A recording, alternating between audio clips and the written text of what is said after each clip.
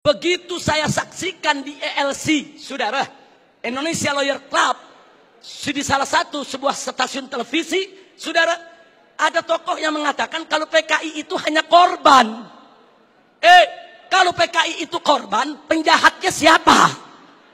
Kalau PKI korban, berarti penjahatnya NU, penjahatnya Banser, penjahatnya Masumi, penjahatnya tentara, penjahatnya Polri, penjahatnya negara, saudara. Nah, maka itu saudara, ya kalau korbannya PKI, berarti penjahatnya Nahdlatul Ulama NU, berarti penjahatnya Muhammadiyah. Enaknya saudara, umat Islam ini dianggap semua sebagai pelaku kejahatan. Ini kita tidak terima. Kepada yang bersangkutan, kalau ingin simpatik kepada PKI, itu urusanmu. Tapi jangan coba-coba mengatakan mereka korban. Itu akan menyinggung perasaan jutaan umat Islam di Indonesia. Baik saudara, saya di sini tidak mau sebentar karena waktu sudah sebentar. Implikasi saya lewatkan dulu. Usulan FPI untuk simposium ini. Ayo kita kembali kepada Pancasila dan Undang-Undang Dasar 1945 yang asli, yang dijiwai Piagam Jakarta sebagaimana amanat Dekret Presiden 5 Juli tahun 1959. Takbir, merdeka. Yang kedua, tolak segala perbuatan dan pemahaman ideologi yang bertentangan dengan nilai luhur ketuhanan yang Maha Esa sebagai jiwa daripada Pancasila. Apapun ideologi, pemahaman dan perbuatan yang bertentangan dengan nilai luhur ketuhanan yang Maha Esa harus kita tolak, saudara. Termasuk pemahaman PKI, komunisme, ateisme, kemudian Leninisme, Marxisme, termasuk segala kemunkaran dan kemaksiatan yang bisa mengundang kemurkaan Allah sehingga bisa terjadi, yaitu malapetaka dan musibah di negeri kita. Yang ketiga, tegakkan dan laksanakan TAP MPRS nomor 25 tahun 66, Undang-Undang nomor 27 tahun 99, TAP MPRI nomor 1 tahun 2003, dan KUHP pasal 107A sampai E. Karena itu kita serukan TNI dan Polri jangan pernah ragu. Anda semua punya payung hukum untuk menindak, menutup, membubarkan setiap kegiatan PKI di seluruh wilayah NKRI ini, saudara. Kemudian yang keempat, ada 5 poin, saudara. Tolak formalisasi rekonsiliasi dengan PKI. Saudara, saya punya cerita. Di tahun yang lalu, 16 Agustus tahun 2015, kami Ormas Islam itu melakukan long march yang diikuti oleh ratusan ribu umat Islam dari Senayan, Sudirman, Tamrin sampai ke Istana.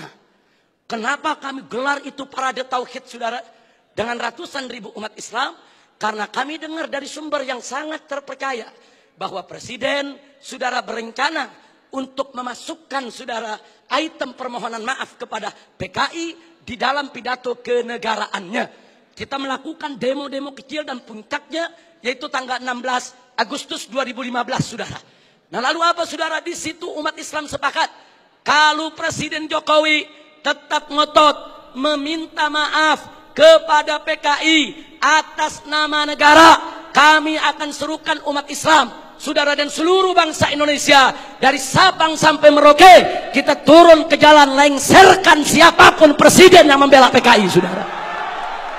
Takbir, merdeka.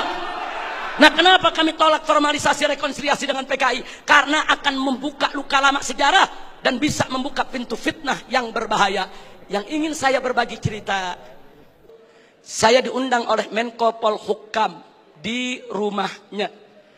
Kami diajak dialog soal PKI. Saya tanyakan langsung kepada beliau, apa betul Presiden tetap akan minta maaf kepada PKI? Beliau saat itu memberikan jaminan, Habib, Presiden tidak akan minta maaf kepada PKI. Kalau sampai saya menyetujui itu, beliau tunjuk pengawalnya di sebelah Kopassus. Ini anak buah saya, Kopassus akan tembak kepala saya. Nah, terus saya tanya lagi, saudara, kepada beliau, baik, tapi saya dengar Anda dapat tugas khusus dari Presiden untuk mencari formulasi rekonsiliasi nasional berkaitan dengan PKI. Nah, beliau jawab, betul. Jadi beliau tidak menafi, saudara, betul. Saya dapat tugas bagaimana mencari formulasi rekonsiliasi kita dengan PKI. Baik, saya tanya, itu maksud rekonsiliasi itu apa, Pak? Tujuannya apa? Apa tujuannya? Oh, dikatakan supaya tidak ada dendam di antara kita, supaya kita hidup damai. Oh, kita tolak, saudara. Tidak perlu rekonsiliasi yang formal. Sebab, saudara, rekonsiliasi secara alami telah berjalan di tengah masyarakat antara PKI dengan bangsa Indonesia, saudara. Artinya hari ini seluruh kader-kader PKI, keturunan PKI sudah mendapatkan hak sosialnya, hak sipilnya, hak budayanya, hak politiknya, hak ekonominya. Mereka minta apa lagi? Mereka jadi pejabat bisa, jadi pengusaha bisa. Mereka udah nggak diganggu oleh umat Islam, saudara. Itu rekonsiliasi alami, saudara. Tinggal kita minta kepada keturunan PKI tersebut, silakan kalian berkarya, silakan kalian ini berkarir, silakan kalian berjuang untuk bangsa ini. Tapi satu syarat, kami tidak akan ganggu kalian jadi pejabat, jadi bisnismen, jadi pengusaha. Tidak. Tapi syarat, jangan lagi bangkitkan ideologi komunis, jangan lagi bangkitkan partai komunis di Indonesia. Nah, tapi sekarang mereka minta lebih. Mereka minta partai komunis dipulihkan kembali. Dan lebih kurangnya ajarnya lagi, saudara. Mereka minta negara minta maaf kepada mereka. Ini rekonsiliasi macam apa? Maka itu rekonsiliasi yang diformalisasi oleh pemerintah, saya khawatir ini akan membuka luka lama sejarah. Dan ini bisa membuka fitnah yang sangat berbahaya, saudara. Makanya tepat yang dikatakan oleh Kiai Haji Salahuddin Wahid, cucu daripada saudara pendiri Nahdlatul Ulama beberapa waktu yang lalu, kalau presiden pemerintah ini sampai minta maaf kepada PKI, akan melukai seluruh perasaan daripada warga NU. Dan saudara, lebih telak lagi yang disampaikan oleh anggota Dewan Pertimbangan Presiden, yaitu Kiai Haji Hasim Muzadi. Beliau sampaikan langsung kepada Bapak Presiden, kalau Bapak minta maaf kepada PKI, bukan hanya NU yang terlukai, seluruh umat Islam bangsa ini akan terlukai. Ini bahaya, ini negeri udah damai, udah tenang. Kita nggak ribut-ribut lagi soal PKI, saudara. Kenapa mau dikorek-korek lagi luka lama, saudara? Nah, karena itu, saudara, kalau ada usulan bongkar itu kuburan massal yang isinya PKI, apa seluruh kuburan mau dibongkar? Kuburan kiai-kiai, santri-santri, saudara, umat Islam yang mereka sembelih, apa semua mau dibongkar? Apa semua juga mau dibangkitkan kembali? Yaitu luka lama yang sudah ada. Ini pertimbangan tidak rasional, saudara. Karena itu kami dari FPI menolak formalisasi rekonsiliasi dengan alasan apapun, saudara. Tapi kami menerima kader-kader keturunan PKI saat ini dikembalikan hak sosialnya, hak ekonominya, hak politiknya, saudara. Kita terima, mereka bangsa kita, mereka saudara kita. Silakan hidup bersaudara berdampingan dengan kita, dan mereka harus tunduk kepada Pancasila. Jangan lagi menghidupkan daripada komunisme. Sebagai penutup yang kelima, saudara, saya ajak semua yang ada di sini untuk menyerukan jihad konstitusional secara nasional melawan semua gerakan komunis dan neolib untuk selamatkan keutuhan negara kesatuan Republik Indonesia, saudara.